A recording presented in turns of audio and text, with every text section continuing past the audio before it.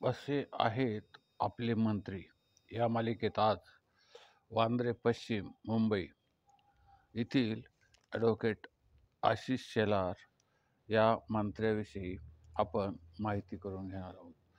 आशिष शेलार हे BSc LLB शिकलेले असून त्यांचं वय 52 आहे आणि मुंबई भाजपचे ते अध्यक्षही आहेत. आणि त्यांचं जे प्रथम जे काम केलं त्यांनी, तर ते त्यांचं महत्त्वाचं काम म्हणजे ते सर्वसामान्य म्हणजे विद्यार्थी दशेपासूनच ते विद्यार्थी चळवळीशी जोडले गेले.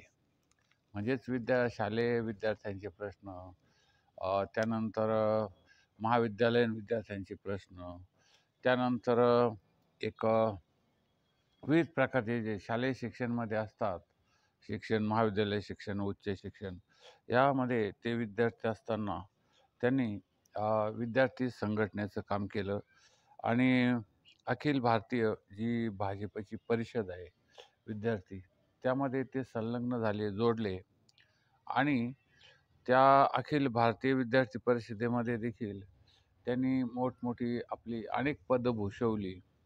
आणि त्यानंतर आपलं जे कार्य आहे विद्यार्थ्यांच्या प्रती, की विद्यार्थ्यांना स्टायपेंड मिळावी, विद्यार्थ्यांना वेळेवर एक अभ्यासासाठी एक व्यवस्थितपणे हे मिळावं.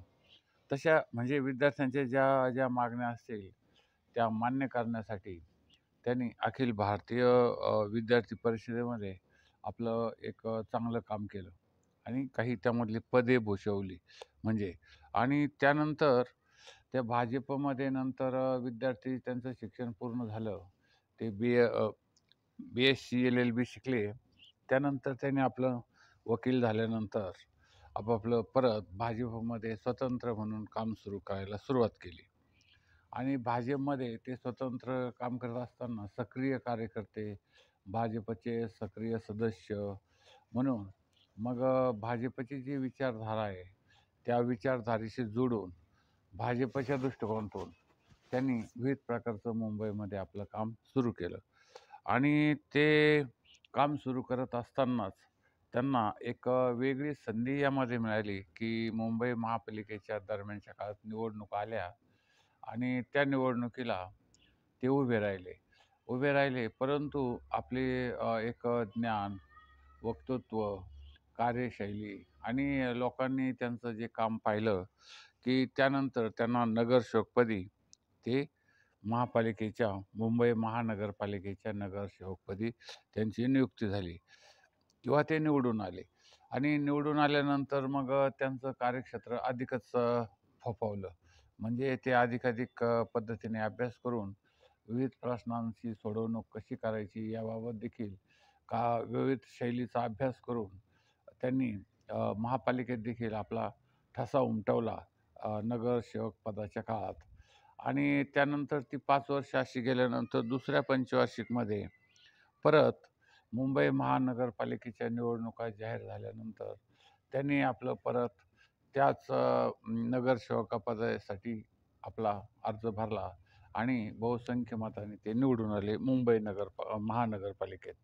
आणि मुंबई महानगरपालिकेत निवडून आल्यानंतर त्यांनी आपलं एक पहिला जो कामाचा ठसा होता, पहिल्या ज्या कामाचं जे कौशल्य होतं, नियोजन होतं आणि पहिल्या कामाच्या संदर्भामधले ज्या काही त्रुटी राहिल्या होत्या, त्या पूर्ण भरून काढून त्यांनी नगरसेवकच्या पदाच्या काळाचा जे चीज आपण ज्याला म्हणू, की त्यांच्या कार्याचं चीज झालं. तर तशा पद्धतीचं आपल्या प्रभागात आपल्या नगरसेवक म्हणून चीज केलं कार्याचं.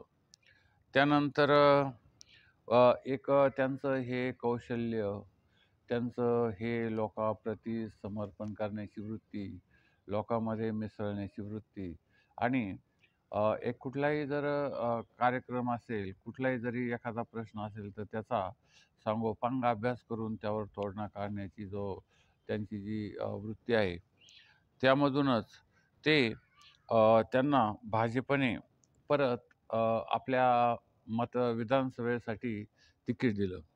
ते पश्चिम वांद्रे पश्चिममधून ते परत निवडून आले आणि भाजपचे प्रवक्ते म्हणून त्यांनी काम करण्यास सुरुवात केली. तर महापालिकेवर ते 2 वेळा नगरसेवक म्हणून निवडून आल्यानंतर आमदार आशिष शेलार हे 2 वेळेस आमदार झाले आणि आता परत वांद्रे पश्चिममधून ही त्यांना तिसऱ्यांदा संधी मिळालेली आहे. आता तिसऱ्यांदा संधी मिळाल्यानंतर ते भाजपचे अध्यक्षही होते. आता आमदारही झाले. पण त्यांची कार्यपद्धती किंवा कार्यशैली ही अतिशय महत्त्वाची आहे आणि त्यांच्या कार्यकाळामध्ये मुंबईच्या जे मध्यंतरी मुंबई महानगरपालिकेच्या ज्या निवडणुका झाल्या, त्या निवडणुकीत त्यांनी भाजपचं संख्याबळ नगरसेवक पदांची संख्या जवळ-जवळ 82 पर्यंत नेली आणि त्यामुळं इतके 82 नगरसेवक निवडून आणण्यामध्ये मुंबई महानगरपालिकेमध्ये त्यांचा फार मोठा वाटा आहे.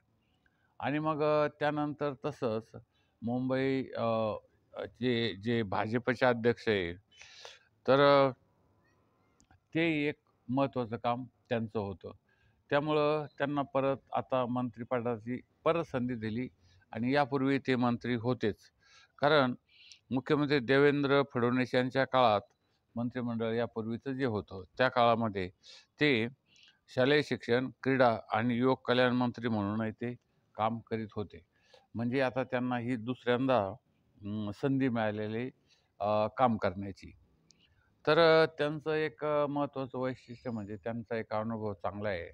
नगरसेवक पदाचा, आमदारकीचा, मंत्रिपदाचा आणि लोकांचे प्रश्न कशा पद्धतीने सोडवावेत आणि भाजपची विचारधारा लोकांपर्यंत कशा पद्धतीने पोहोचवावी या संदर्भात देखील ते सदोदित प्रयत्नशील असतात. आणि म्हणूनच त्यामुळंच त्यांना परत एकदा ॲडव्होकेट आशिष शेलार यांना परत यावेळेस देवेंद्र फडणवीस यांच्या मंत्रिमंडळात स्थान मिळालेलं आहे.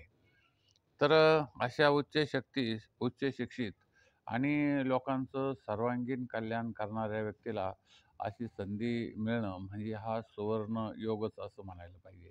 कारण सुवर्ण दूध शर्करा योग जसा असतो तसा हा सुवर्ण योग असतो. कारण याच्यामध्ये सर्व कामं सगळी सोन्यासारखीच होत असतात. सुवर्ण योग आणि हा सुवर्ण योग मंत्रिपदाच्या काळातच मिळतो. कारण त्यांना सर्व अधिकार असतात आणि निधीची कमतरता नसते आणि आपल्या मतदारसंघामध्ये किंवा आपल्या आवडीच्या ज्या बाबी आहे, त्यामध्ये खर्च करण्यासाठी त्यांना भरपूर निधी उपलब्ध करून दिला जातो आणि त्यातून ते आपापल्या मतदारसंघाचा, आपल्या आवडीच्या काही प्रकल्पाचा वगैरे विचार करून तो पूर्ण करण्यासाठी प्रयत्न करत असतात. आणि दुसरी एक महत्त्वाची गोष्ट मुंबई म्हटलं, की आशिष शेलार हे नाव अद्यापही भाजपच्या दृष्टिकोनातून पहिल्यांदा येतं. कारण ते तेवढे प्रसिद्ध झालेत. एक मुंबईचे अध्यक्ष म्हणूनही, आमदार म्हणून आणि आता मंत्री म्हणूनही.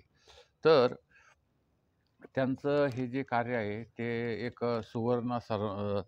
सुवर्णासमानच आहे आणि हे कार्य अधिकाधिक पुढे गेलं पाहिजे या दृष्टिकोनातून त्यांना ही संधी मिळाली. आमचं ATM न्यू वर्ल्ड चॅनल संपूर्ण महाराष्ट्रात आमदार, मंत्री, खासदार किंवा भारतामध्ये जे मंत्री आहेत आपले महाराष्ट्रातून निवडून गेलेले खासदार, आमदार, मंत्री, विधान परिषद, विधानसभा, राज्यसभा वगैरे च्या संदर्भामध्ये जे नेते कार्यकर्ते आहेत त्यांच्याबरोबरच काही उद्योगपती, त्यानंतर समाजामध्ये जे चांगल्या पद्धतीचे काम करणारे जे लोक असतात त्यांच्या संदर्भातली जी माहिती असते ती आम्ही आपणाला देत असतो. आणि या चॅनलला आपण जास्तीत जास्त शेअर करा, सबस्क्राईब करा, लाईक करा आणि एक या चॅनलच्या बाबत तुम्हाला काही कॉमेंट जर करायचे असतील किंवा मंत्र्यांच्या बाबत जर कॉमेंट करायचे असतील तर कॉमेंटही करा आणि या चॅनलला जास्तीत जास्त सबस्क्राईब करा. धन्यवाद.